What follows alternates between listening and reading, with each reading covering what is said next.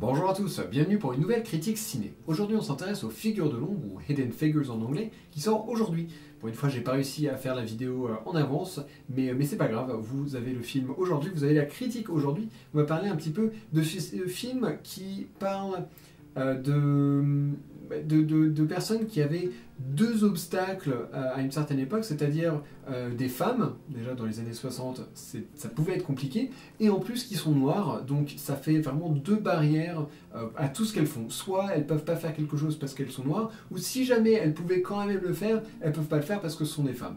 L'un au-dessus de l'autre, elles luttent contre deux grosses barrières, et c'est vachement intéressant parce que ce sont des histoires vraies, qui s'inspirent de trois ordinateurs, on les appelait comme ça à l'époque. En fait, donc, le film se déroule au début des années 60 aux États-Unis, à la NASA, et à cette époque-là, on n'a pas d'ordinateur comme nous on l'entend, ou du moins au fur et à mesure du film, on en a qui commencent à apparaître, et donc ce qu'on appelle un ordinateur, c'est en fait une personne qui fait des calculs.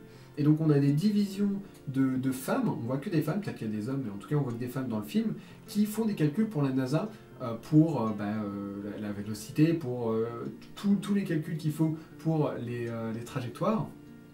Et d'ailleurs on a un groupe de femmes blanches, un groupe de femmes noires, qui sont parfois d'ailleurs mises en opposition.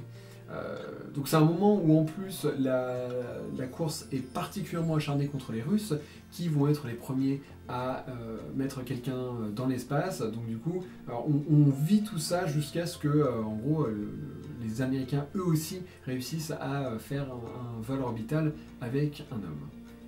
Alors bien sûr c'est un film engagé avec ce genre de message, de toute façon on n'y coupe pas, mais je trouve que c'est un sujet qui est très bien traité en fait.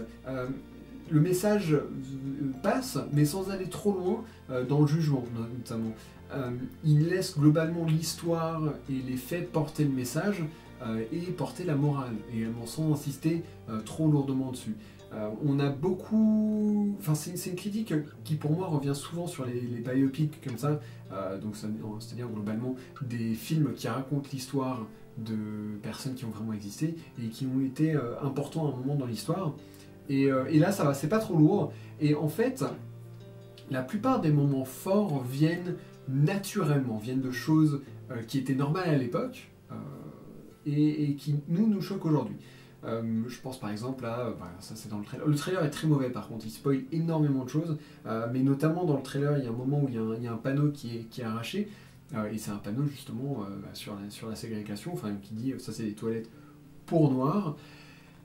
C'est quelque chose qui à l'époque était normal, mais nous ça nous choque, et en fait globalement la salle a beaucoup de moments, moi compris, grinçait vraiment des dents quand il y avait une remarque qui était dite, ou des choses qui étaient vraiment normales, banales à cette époque-là, mais qui nous, après coup, nous font vraiment grincer des dents, nous font réagir, et en fait c'est ça qui est si fort. C'est pas les moments où le film nous regarde et nous dit « Hey, regarde, ça c'est très important, il faut que tu réagisses », ou peut-être, mais en tout cas c'est fait très subtilement, c'est vraiment des moments où on nous montre comment c'était et on nous laisse tirer nos propres conclusions et être choqués par nous-mêmes, pour ainsi dire.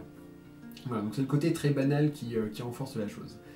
Donc si on oublie 2 secondes le message en tant que point fort du film et qu'on passe sur la réalisation, elle est bien. Franchement, la réalisation est très bien, il y a rien qui m'a sorti du film, à aucun moment je me suis dit « Ah !» mais c'est tout. C'est-à-dire qu'il n'y a rien de spécial, c'est juste voilà, une réalisation très propre. Ça me fait penser à pas mal de biopics justement qui sont propres, mais qui prennent pas de risques, il n'y a pas une réalisation qui va sortir dans les annales, mais c'est propre. Voilà. Par contre, quelque chose que j'ai trouvé très important, c'est la musique.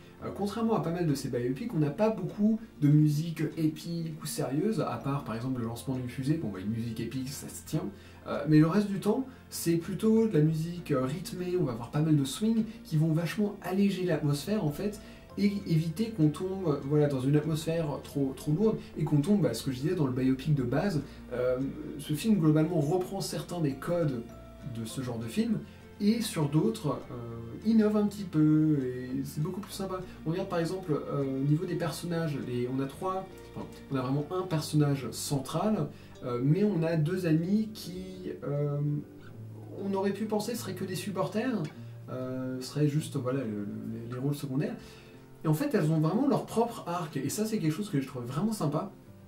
On a le personnage principal qui voilà, révolutionne les calculs, etc.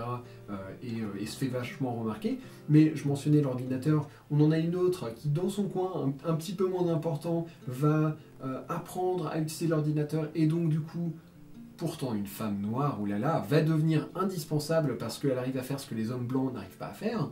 Et on en a encore une autre qui va réussir à prendre des cours pour apprendre, pour accéder aux positions qu'elle veut et qu'elle ne peut pas avoir parce qu'elle est noire. Donc voilà, c'était vachement sympa et ça c'est quelque chose qui moi m'a touché.